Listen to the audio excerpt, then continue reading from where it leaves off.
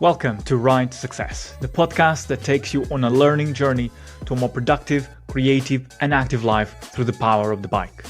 In the podcast, I explore cycling's global trends, community needs, innovative business strategies, and the journeys of remarkable individuals in the world of cycling.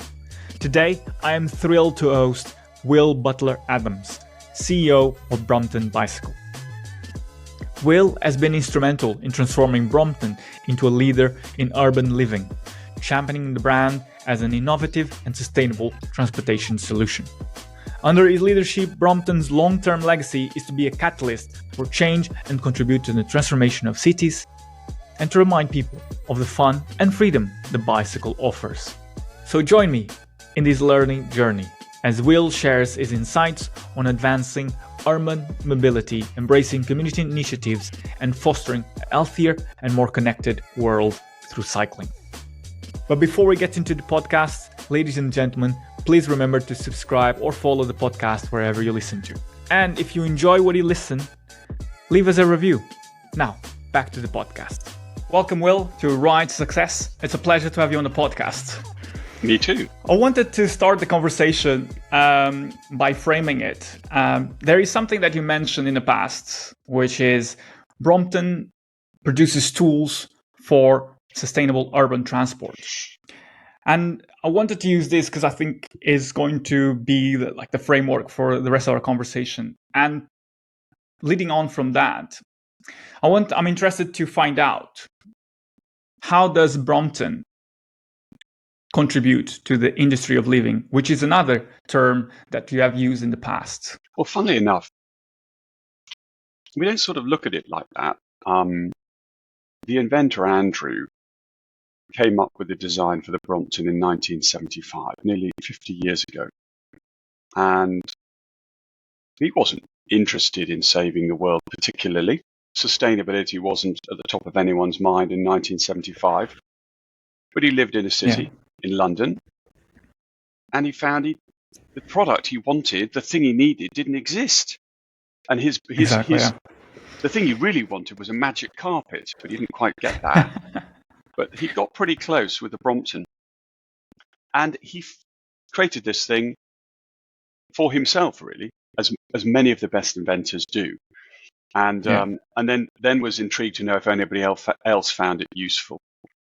And I think for the business and for me personally, I came to London 22 years ago through a bit of coincidence to start this job, not thinking I would be here for more than 2 or 3 years. But this little bike that Andrew invented and that we now look after and develop changed everything about how I thought living in a city would be. And I suddenly found that there was liberation, adventure, excitement. I knew the city within a year better than friends of mine that had been living in the city for 10 years because I explored the city. I went and looked for canals and thought, where does this go? And parks. And it just made city living such a joy rather than this rather claustrophobic, down underground, in a metal tunnel, stuck in traffic, frustration. And as I found that same reflection in other customers, that's when it dawned on me that this thing really, really could bring a change to how people might live in cities. And that's what we're chasing. It's like the way Brompton, the trajectory that Brompton has is remarkable in terms of introducing people to a new way of discovering their cities, but also moving, because as I rightly said at the beginning of the show, it's a tool to explore for urban landscapes and to move from A to B. Yep. And that's, I think, correct me if I'm wrong, but that's the key of at the essence. There is something as well. You mentioned about the cities, moving, commuting, perhaps, using the underground or the tube as a very claustrophobic experience. And I'm interested to have your take on that, because Brompton has expanded worldwide, has key markets in China, USA, Germany. And how do you see the kind of the urban landscape? And you mentioned in the past, cities have become dangerous, very claustrophobic, which is rightly pointed out. How do you see the evolution of the city as a space for living, where people feel safe going to the shops, feel safe going to work, and the Brompton is a tool to empower people to do that? Well, we back in, probably about 7 years ago, we refined what we were about, why we came to work, why we got up so early in the morning and stayed so late, and wrote things in our notebook by our bed at 3 o'clock in the morning. And we crystallized what Brompton was about. And it said, we create urban freedom for happier lives. That's what this business is about. Yeah. And I think what we've learned, having engaged in cities really all over the world now, is that even though cities are very different and they have their own heart, culture, beat, diversity, food, you name it, they've got it. Yeah, exactly. Actually, the similarities between cities are far greater than their differences. The universal challenges they face are so similar. And in the last 50 years, since Andrew came up with this little bicycle, there's simply been a demise of the bike as a mode of transport. More recently, it's coming back. There is a resurgence, but we've also seen massive net migration to cities. So effectively, the world has become urban in a way that it wasn't 50 years ago. And the weird thing is, being these sort of smartest guys on planet Earth, we've come up with this brilliant idea that we're all going to live in cities. But it just turns out that cities are the most unhealthy place to live. So we're sort of saying to everybody, hey guys, come and join us in the city, because this is where it's all at. And by the way, the air quality sucks. The health and happiness, mental and physical, is worse here than in the countryside. And you're thinking, well, come on, that can't be a good move. That's like stupid. Does it have to be like that? And it doesn't have to be like that. That's what's so incredible. And where we sort of went wrong was just as Andrew was getting going, maybe a bit before. Maybe in the 60s, maybe late 50s, it's like the sliding doors moment. Somebody went, some very clever person suggested that they go, let's maybe design the city around the automobile rather than the human being. And somehow no one went, hold on. Really? Around a square metal box rather than human? I don't think that's such a good idea. No, it's the metal box that we should be designing the city around. Let's give it the space and all this other stuff. And then everyone just went, yeah, of course, it's the metal box. When you look at the space you have in a city, the metal box gets tons of space. And the human gets this little slither on either side called the pavement. There's tons of space. And then these metal boxes spend most of their time doing absolutely nothing, just sort of parked up, taking up precious space. I mean, hundreds and hundreds, thousands of acres with this metal box doing zero for society. There it is, rusting away. And we need to rethink. So Brompton isn't really just about the bike. It's about urban living. It's about architecture, design, town planning, every element, schools, mums, elderly. How do we want to live? But let's put the community and people right at the heart of it, and everything else around it. And if you look at the world like that, then you start looking at cities differently. And of course, the bicycle forms an important part because the distances people travel in cities are relatively small. Absolutely perfect for the most efficient mode of transport ever invented. There are very few cities where if you stick a pin, and I'm going to use kilometers because it's easier in many respects, and you did a 10-kilometer radius, that is pretty much nearly, with the exception of some mega cities, every city in the world. 10 kilometers is less than half an hour. and less than half an hour. Commuting isn't distance, it's time. It's how long the person is prepared to spend. You probably walk for half an hour. You'll cycle for half an hour. Weirdly, people seem to be happy in a car for more than half an hour. But, it's sort of around about half an hour, 45 minutes before it becomes a bit of a drag. So that is how we need to think. And because we have two huge things coming at us, like zoom, coming at us between the eyes, that are sort of unavoidable realities. One is the society we've created is not sustainable from a health perspective. We have an NHS, and I could name every equivalent around the world, in France, in China, in Japan, everywhere. The population is becoming more unhealthy, and we cannot, as a society, afford to look after them. The NHS is crumbling in the UK, and the people it's looking after were post-war babies who were allowed to climb trees, ride their bikes, and didn't have sweets because there was rationing. So if you think we've got a problem with them, wait until the next generation rock up, because we're really in trouble. So we've got to think, how do we live in a way that delivers a healthier outcome?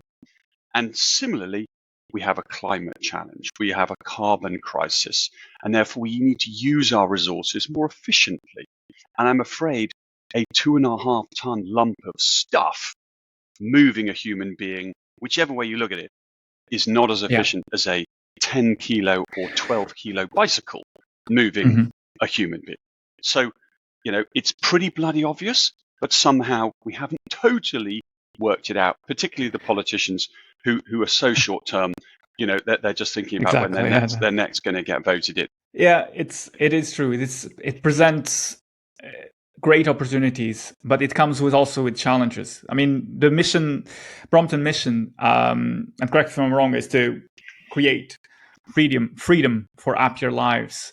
And with this mission, there is the added responsibility that to provide that through the form of the bicycle, or a tool. You don't want to necessarily call it a bicycle, because it comes with associations that I think you would rather not be associated with.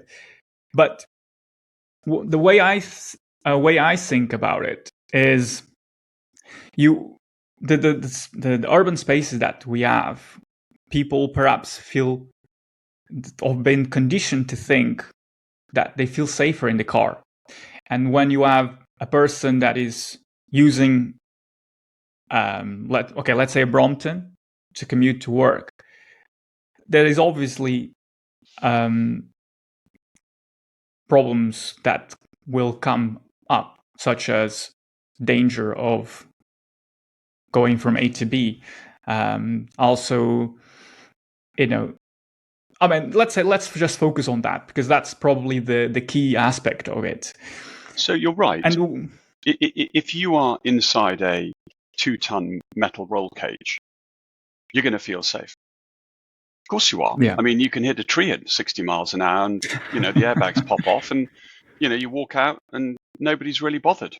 I'm afraid if I was on my Brompton and traveling at 60 miles an hour and hit a tree, it wouldn't be very pretty. I mean, that's pretty flipping obvious. But when you live in a community, which is what a city is, it's a group of communities. It's not just about me. It's not me. That's what we need to think. We need to think about society. If we learn anything from COVID, forget cities, the globe. It's not just about the UK or China or the US or Mexico, because we all live on planet Earth. We are a team, because if we don't work as a team, we're going to screw it up. Because what somebody does on one side of the world affects us on the other. So we can't just live in our little metal box and go, screw you to everybody else as long as I'm all right, because that's not going to work. So we need to stand back and think about, what can we do for the greater good? We're not stupid. Give us real facts. The facts are, if you do light exercise, you will be better in mind and body. Not only will you live longer, but the life that you live that is longer is a better quality of life, a more active, engaging, rewarding life. That is fact. The fact is that thousands of acres of our cities are cluttered up with cars adding absolutely zero value. That is extremely selfish when there are children and families and people who want to have more space in their city. And we're cluttering it up with our personal mode of transport. The fact is, we have a climate problem. We're producing too much carbon. And if we don't start addressing this by thinking and being efficient, if you want to go 70 miles an hour from place A to place B, the car is brilliant because I'm pretty fit, but my little legs won't go round fast enough on my Brompton to get me at 70 miles an hour. But where you're in a city, which is where most transport occurs in the world, where the distances are less than 10 kilometers, and you're only going at an average in a car of 10 miles an hour, why on earth are you going around in a 2,500 kilo metal box that can do 0 to 60 in 4 seconds when you're traveling at 10 miles an hour? It is the wrong tool, and it is using up carbon in an extraordinarily inefficient way. And ultimately, if we carry on doing that, the climate crisis will not be solved. So these are absolute facts, and we need to communicate them in an honest, engaging way. And the community as a whole increasingly will say, that is where I want to go. And I accept that I have to compromise a tiny weeny bit, but I will get these net benefits if we do it together. The problem we have is whenever you create change, it hurts. If you want to get fit, I'm a friend of mine signed me up for a triathlon. This is what dear friends do. I have no interest in doing a triathlon at all. But anyway, he made me do it. So now I've got to jog. I haven't jogged for 20 years. So, I had to buy some jogging shoes. And because I cycle everywhere and walk, but I don't jog. And so, of course, now I'm jogging. Well, it's a bit painful. I haven't jogged for 20 years and I've got to be able to do this jog. But you've got to get through the pain to get the reward. And that's what life is. It doesn't come for free. But if we can communicate and engage enough people in our cities, we will shift. And we are shifting everywhere over the world. That shift is coming. And what we mustn't do is be distracted by the very noisy, shouty, vocal minority. We need to listen to the facts and support the quiet majority. Very good. Yeah, that's very, very true. I mean, that's to the point of change. Change is difficult because people fear change, but also that's just I think a fact of life, as you said. The other interesting point is for instance, there is the example of Paris with the mayor Anne Hidalgo. Exactly. She built 650 kilometers of cycleway highways and removed like 80,000. Yes. And she removed like all these thousands of parking spaces from the city. So there is, it can be done. Politicians can act, and she was re-elected into office, having done those changes. So with that in mind, and from your perspective, where do you see kind of in terms of regions, in terms of towns, cities, countries, where do you see the most change happening? Because you have, Brompton is a global brand. You have key markets in different regions of the world. Have you started noticing key differences in regions where countries you've mentioned one of them, governments, which is Paris, and you need to take these things. They're not unilaterally the same, but in Europe, in the last 5 years, what Anne Hidalgo has done has been true leadership, because leadership is not being populist. Leadership is taking decisions that are in the interests of the majority for the long term. And she's done that. And it often creates friction. And, there is a lot of backlash in Paris. But ultimately, just like many other initiatives and things like the congestion charge, in London, if you went to Paris and said, we're going to put the cars back and we're going to put the car parking spaces back, there would be an absolute flipping uproar because people are feeling the benefits in themselves, in the air, on every level. So, but it is happening all over the world. It's all relative. I mean, I would say the most impressive, and you won't be surprised to hear this, is probably China. And because China has it has its challenges, and I think we need to be wary that we judge societies unless before we spent time there and been there. But China has a 25-year mindset. It has its challenges of the way it runs its society, but you can't fault it for its long-term thinking. And one of the problems with our democracy is it drives very short-term thinking, and that's not what you have in China. China has very long-term thinking. So things like cycling, the facts are absolutely clear to the Chinese government, and therefore they are investing at speed, which is breathtaking. And also, if you go to China or Beijing, to have a car in the city, you need to have a license. You have to buy the car, but then you have your tax, but then you have a license to have it in the city. Those licenses are getting more and more expensive, and so it's becoming increasingly harder to use and own a car in the city. And then, but even somewhere like New York, when I first went to New York 20 years ago, and I was whizzing up and down Manhattan on my Brompton, people were leaning out the window and sort of shouting at me, telling me what the hell was I doing on the road. This wasn't for me. And I just loved it and just kept pedaling past them because they were stuck in traffic, hooping and screaming, zooming off, a couple of blocks up Manhattan. And if I'd said to any of them that in 5 years they were going to have a bike car scheme and bike lanes, they'd have just laughed at me and told me it's never going to happen in Manhattan. That'll never happen in Manhattan. And yet there it is. And again, if you tried to take that out of Manhattan, there'd be uproar. So, I'm always frustrated because I feel there's so much more we can do, but I'm really proud of where we've come because we've come a long way, but there is much further to go. Yeah. I mean, to that point, there is also the aspect that now kind of micromobility hubs are being developed in cities, and there is something I believe is quite a project that is quite dear to you, which is Brompton Bike Hire. Mm-hmm. With the evolution of cities and creating kind of mobility hubs where people can go from the train station to work, can share a bike.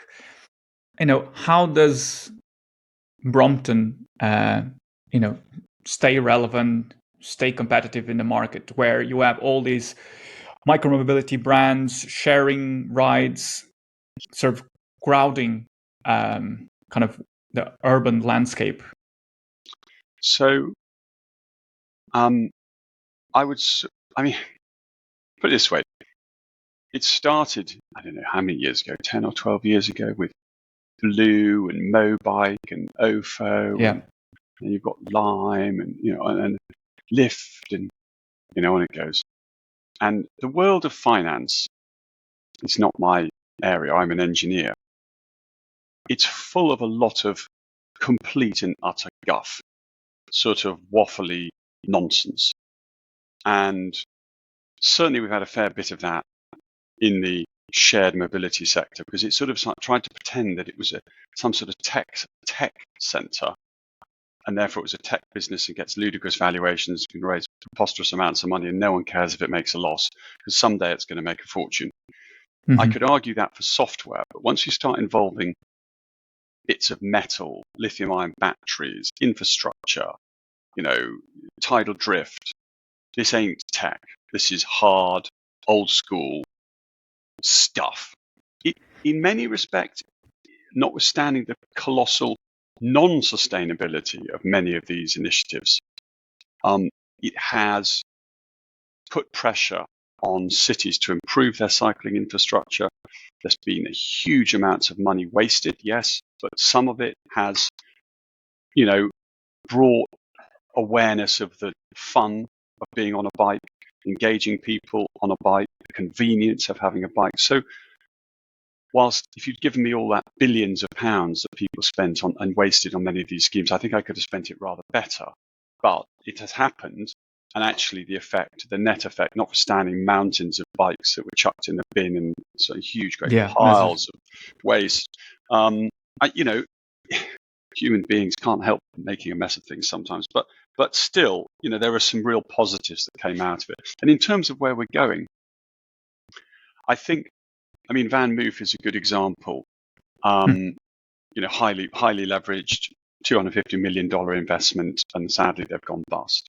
And that is because they're so driven by the commercial model to take market share, more market share. We need to be going at 40, 50%.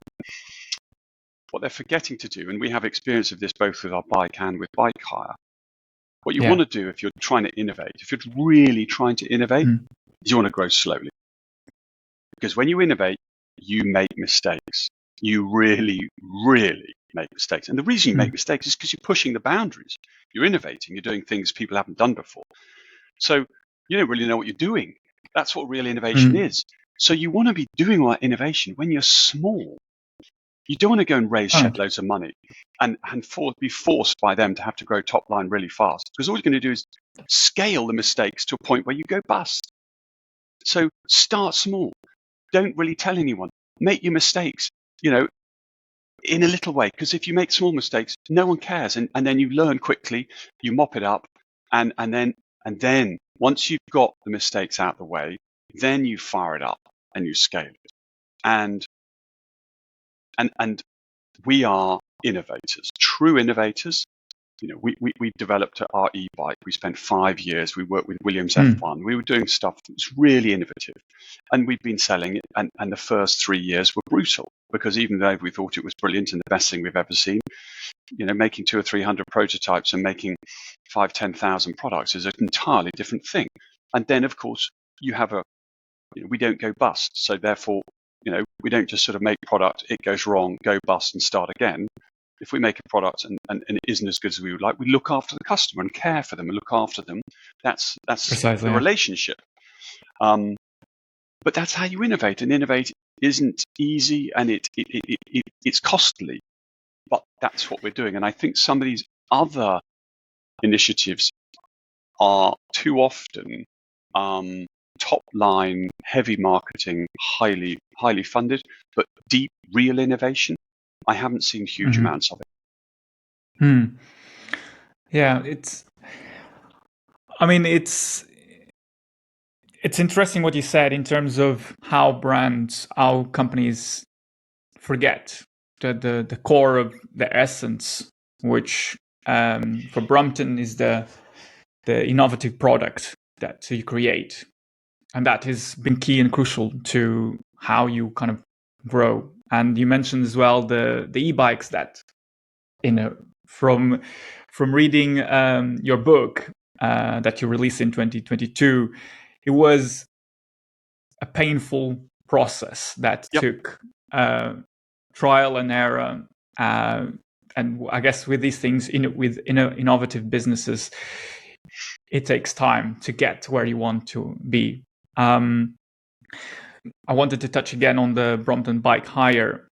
Do you see that kind of branch of the business as a way to reach out to more customers, but also enable cities to become kind of a more friendly urban space? So the reason we conceived bike hire in the way that we have, and for those listeners that are not aware of it, we basically have what looks a bit like a large Coca-Cola dispenser on the street, and it's a box, rather beautiful box, which has Bromptons in it, and you use your phone, you've pre-booked a bike, the door pops open, the light goes on, you take your bike. Yeah. And then the cool thing about it is you're hiring the bike per day. It's £5 a day. So in the evening, your bike is in your flat, or at the bottom of the stairs in your house, and it's £5 a day. So many people, for example, we have one at King's Cross, they might pick up a bike and go to Paris for a long weekend, or they may take a couple of bikes and go to Cornwall, or they might go to London once a month, and then when they turn up in London for 3 days, they pick up their bike, use it and drop it off. So the bike is quite well looked after, because it's either being looked after by a single hirer who then takes it into their house, flat, hotel, whatever it happens to be, or it's carefully put back in the box. So it's not cluttering the street and sort of making these other problems that some of the share schemes have got. They'll eventually fix them, but they're not without challenges. And as a result, also our bikes are just somehow well looked after. I mean, we have a bike. We have bikes that are 5 years old. I mean, a bike will last 10 years. So it's very efficient from a sustainability perspective, because you're not, some of these scooters last 6 months and they're chucked in the bin. That's not the case with our scheme. But for us, it's all about reducing the barrier to entry, because fortunately, on planet Earth, most parents felt this inane sort of feeling that they've failed as a parent if they don't teach their children to ride a bike. And that's brilliant, because so many children still are taught to ride a bike. But too often, certainly in the last 40 years, that has fizzled out when they hit 16, 17, because, of course, bikes are no longer cool. I'm slightly old school here, because this is changing now, actually. But there was a period where bikes weren't cool and all you want is a car. I think that really is genuinely changing, particularly in cities where people think, why the hell do I want a car? All that expense and everything else. So it is changing. But there is still a huge proportion of the population who haven't been on a bike since they were 16, 17. And so you need to find a way to enable them to take a step that's a very low risk step, which doesn't cost much, to remind them of the fun and freedom of cycling. And that's what bike hire is all about. It's a catalyst to just, take the dust off their eyes and remind them what fun it is to cycle, and not just round the park. Take it home, use it for 3 or 4 days, really enjoy it. And it's also allowed us to engage different communities, not just people. And we have a fleet of bikes that came out of COVID called Wheels for Heroes, 750 bikes. And it's a sort of charitable thing, but we can plonk 50 bikes into different communities and allow them to just play with them and let people use them, and partner with cycle training organizations, and just stimulate a bit of fun, because everybody feels like a child when they get on a bike. Just reminds you of a childhood. For sure. Exactly. Yeah, precisely. I mean, I haven't ridden myself Brompton several times. Is really a joy, because it's like, well, a bicycle itself is a tool for freedom. It's just, you give it, you use it, and you can get to ATP, and gives you the mobility. But with the Brompton, with the added benefit is that, you ride it, it's nimble, you put it away, so it doesn't take up space. Carpet. It disappears. Indeed. So it's a biddable, is a great tool, innovative tool. And with that, I wanted to also, through reading your book, which I highly recommend to anyone listening to have a read, which is that, and this is very, I think, perhaps normal of tech companies that have a budget for R&D, for people just to take some ideas that they think, this is a bit too risky, and develop. You call it the fuck it budget. Yep. And this is very interesting, because it allows, again, a business, an innovative business, to really allocate space and budget for anyone or the relevant people to get I have an idea that I would like to explore, and go about and do it. And with that, there is obviously now the rise of AI, with the rise of Internet of Things. I'm interested, and perhaps if you can give a window into what perhaps Brompton will look like in the future.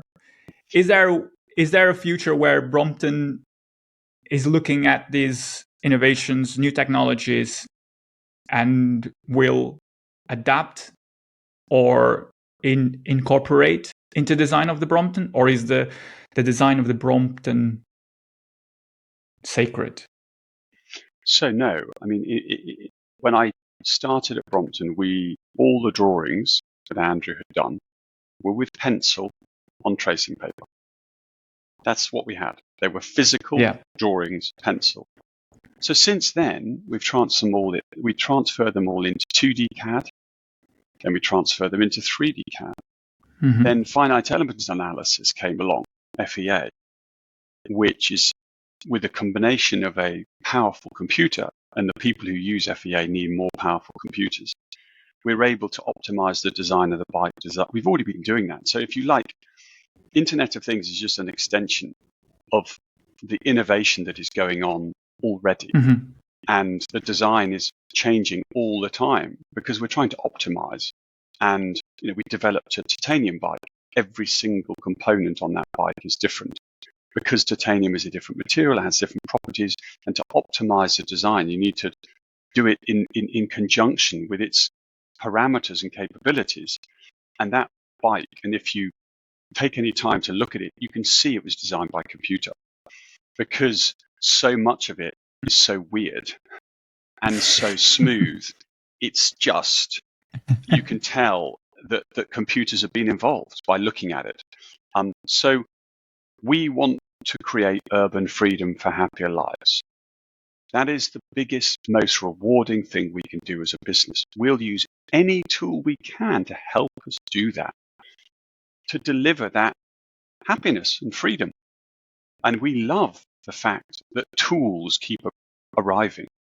They might be finite element analysis, they might be more powerful computers, they might be IoT, they might be ChatGPT, they might be new materials that have been discovered, but they all allow us to look at the challenge in a different way, unlock things that were unthinkable before to optimize that experience, because that's what it's all about.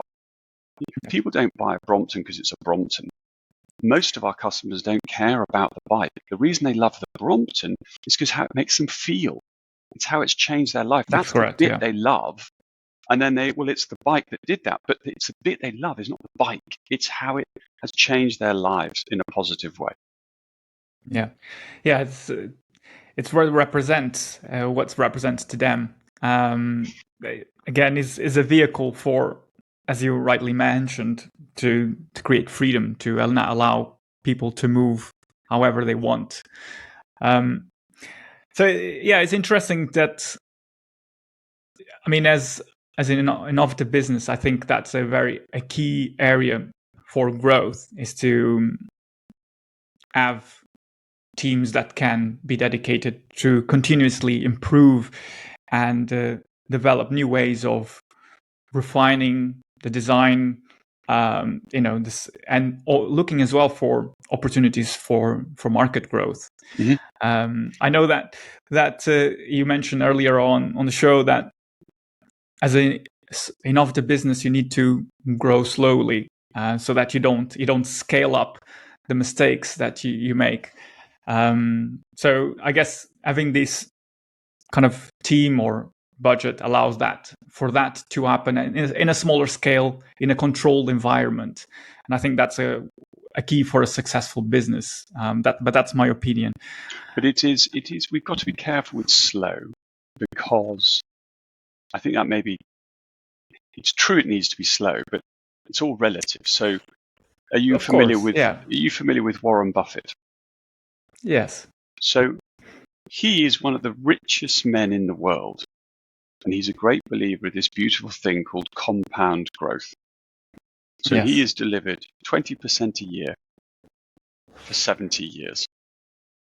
And if you can be bothered, and you start with £1,000 and you go times 20% times 70 times, you get a very big number. And that's the thing. Our ambition is to change how people live, because it's across the world. It's lofty. And it is deliverable by manageable growth. 20% a year is fine. Do that for 20 years. Do that for 40 years. You will change the world.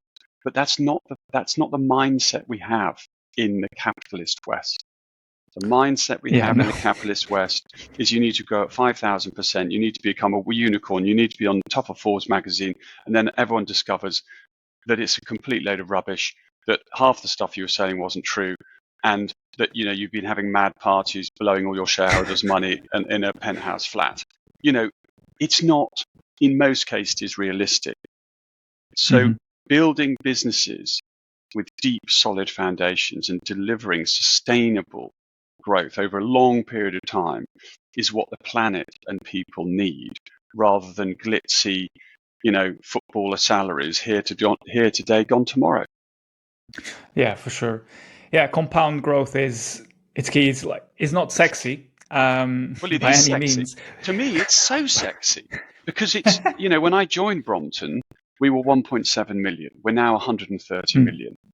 We had 37 staff. We've now got 800 staff. That's quite sexy. It just requires a little bit of patience. It does, yeah. I mean, it's a mindset shift.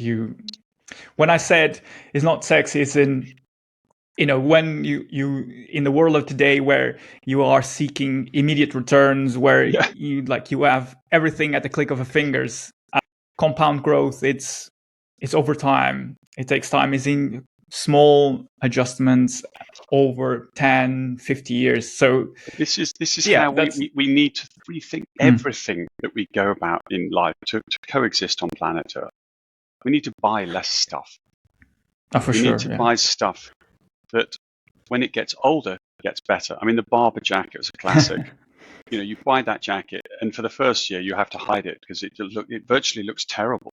Once you've had it for about 5 years, it looks brilliant. And then it looks even better after 10. And at 15, it does begin to start looking a bit tatty. And probably at 20 years, you need a new one. But what you need is product that has a patina, and it's built to be repaired, to last. It's beautifully made. It holds memories. But this idea of perpetual fashion and something that is entirely fine and not even hardly being worn, but can't be worn because it's no longer in fashion. I mean, it's incompatible with sustainable living on planet Earth. And compound growth is the way we live on planet Earth.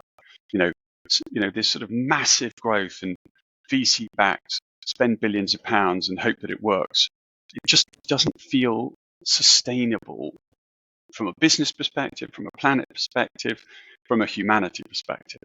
And I think we as consumers, because we are the most powerful people for business, the consumer is king.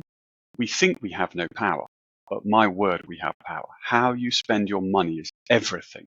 Which businesses you spend it with, where your pension is invested, which car you buy, everything matters.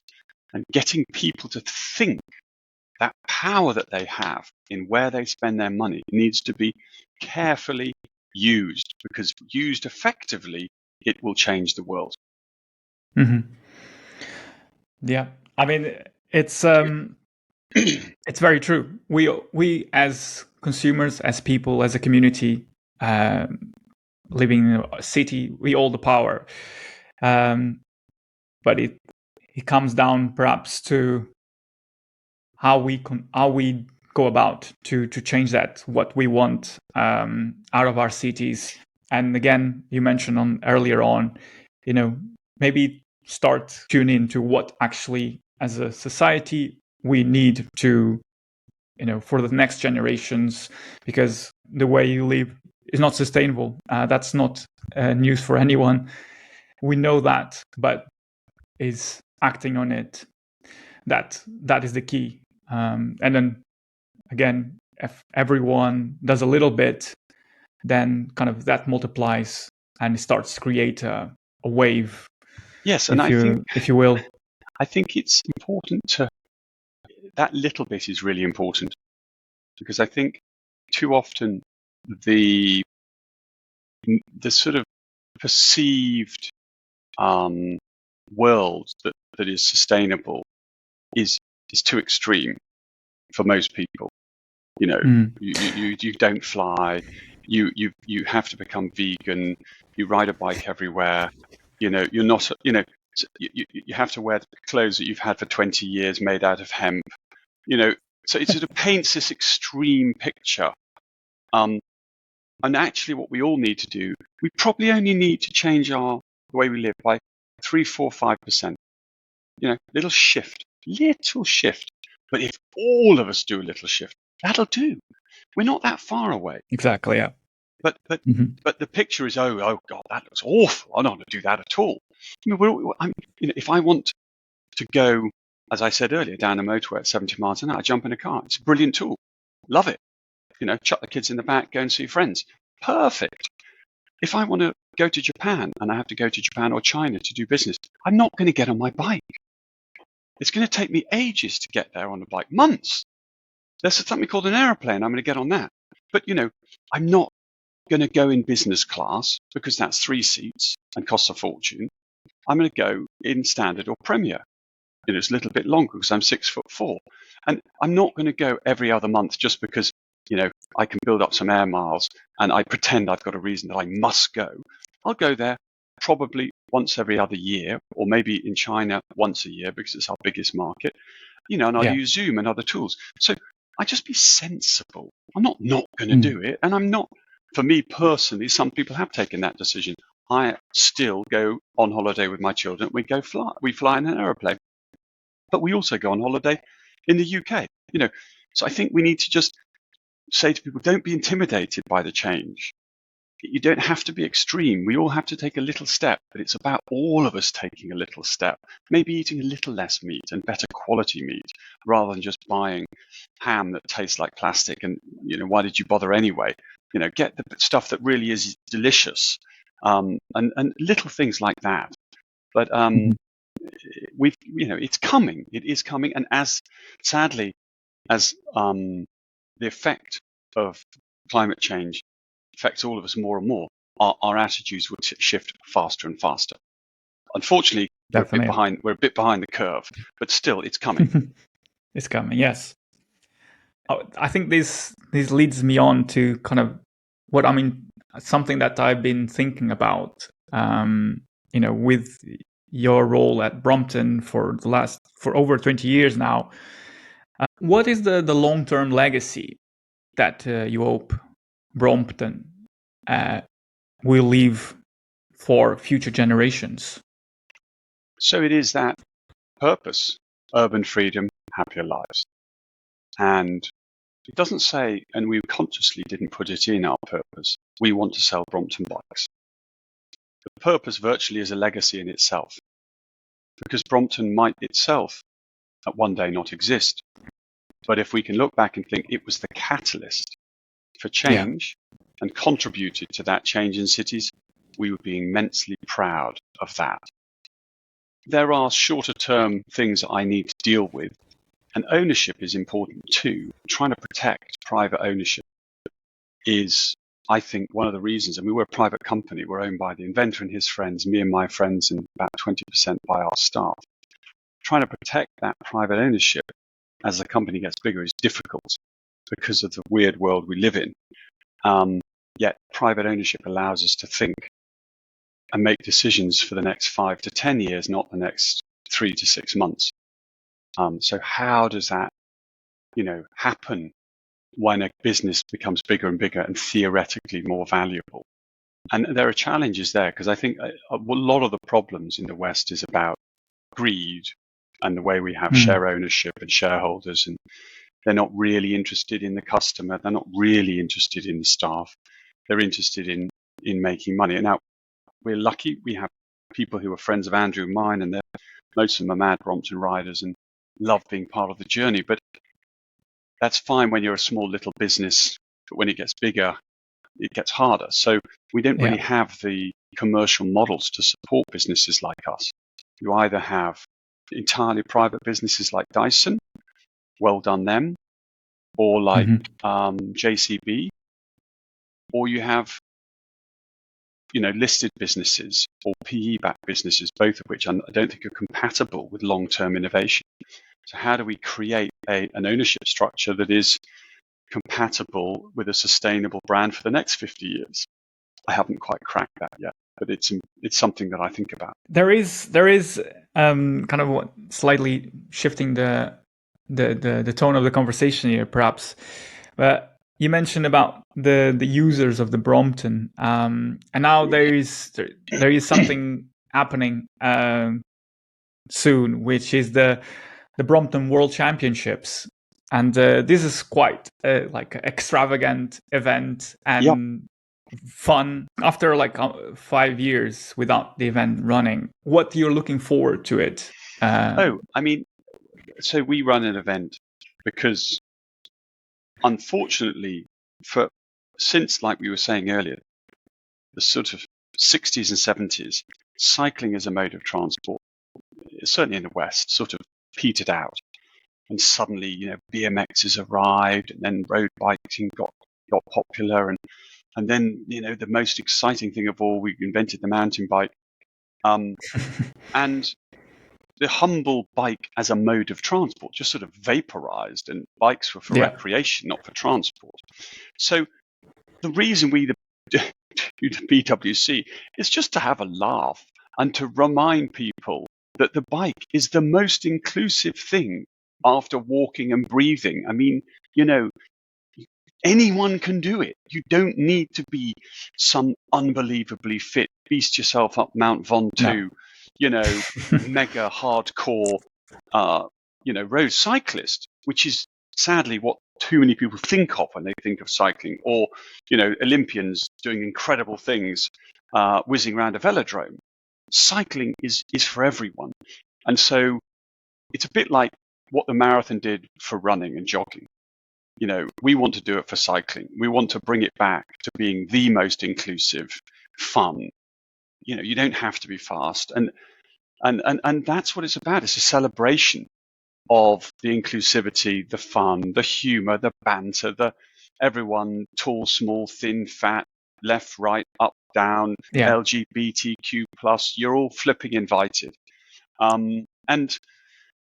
Just celebrate the universality and fun of the bike. And of course, because we included and when we did it, it was all thanks to Kos in Spain, but when we did it, we said, one, you weren't allowed to wear lycra and you had to wear a jacket and tie as a joke. And then, of course, we introduced best dressed male and best dressed female. Well, that was it. Of course, then people are coming out with amazing fashionista outfits and having fun and reminding people you can ride a bike with Louboutin heels. I mean, you can wear white tie on a bike. There is nothing that should stop you riding around on your bike. Precisely. Yeah.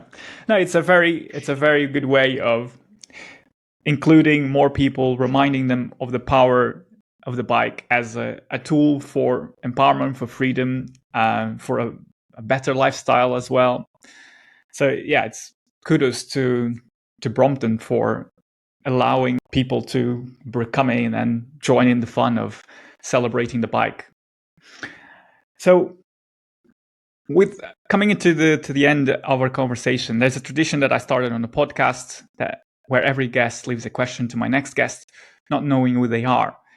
And the question that was left for you is the following. Is there a special or particular mantra that you have used during tough times, whether that is leading Brompton or in your personal life? Yeah, there is. And it is that I am incredibly spoiled, where I appeared on planet Earth, where we appeared. The luxury, privilege that we have through pure luck of where we popped out on the Earth. And I think for me, when things are difficult, self-pity creeps in. And you start thinking, you're having a tough time. Oh, woe me, and I have to say, get a fucking grip, because you are living in paradise. You are so spoiled. Mm-hmm. You're worrying about whether you're going to go on this holiday or that, and you're worrying about whether your EBITDA is here or there. Or, there are people living on planet Earth who are really struggling. Yeah. So dust yourselves down, get a flipping grip and get back on track, because we've got work to do to try and make things a little bit better in our little contribution on planet Earth. Exactly. Yeah, as we've been discussing, every little action creates a wave. So we have to do our part as well. So is there a question that you would like to leave to my next guest? Yes. So when I was younger, was quite a fan of David Attenborough, and I got involved in quite a few expeditions. I went into the Amazon, climbed mountains, and on a couple of occasions very nearly died from starvation, frostbite, and other funny things. So very young, I got quite scared by thinking it was game over. On one occasion, I wrote a letter to my parents saying goodbye. But the funny thing is, those experiences, though they were very scary, gave me an urgency to get stuff done. Because life is so short and it can be taken away so quickly, you just don't know what's around the corner. So even though it sounds a bit morbid, I'm obsessed with death because it gives me an energy to live life. So my question to the next guest is, what will be on their epitaph? When they get knocked down, when they're over, and when we're all going to be dead in a minute. I mean, it happens so quickly. What are people going to say about them? That's a brilliant question. It's a question that I've come across, not in the podcast, but just through my readings that I've come across in the past. And it's a brilliant question because it makes you really, really reflect about the impact that you want to have in your life, the purpose that you want to have in your life. So yeah, brilliant question. Will, it has been a pleasure getting to know you a bit more and learning about the impact that you want to achieve and you are achieving through Brompton and the legacy that you're leaving behind and creating for the next generations. So thanks for taking the time and to sharing your story with us. Absolutely, my pleasure. What an insightful conversation with Will Butler-Adams. I think Brompton is paving the way towards a more sustainable and enjoyable urban future. Their work goes beyond transportation, touching on aspects of societal change, environmental responsibility, and the global movement towards more humane cityscapes. As cities continue to evolve, the legacy of Brompton's contribution to urban mobility will undoubtedly play a crucial role in shaping the future of urban living. Now, before you go, please remember to tune in to next week's podcast where Will's question will be answered by my next guest. And if you listened this far, please leave us a review. It helps us so much. Thanks for listening.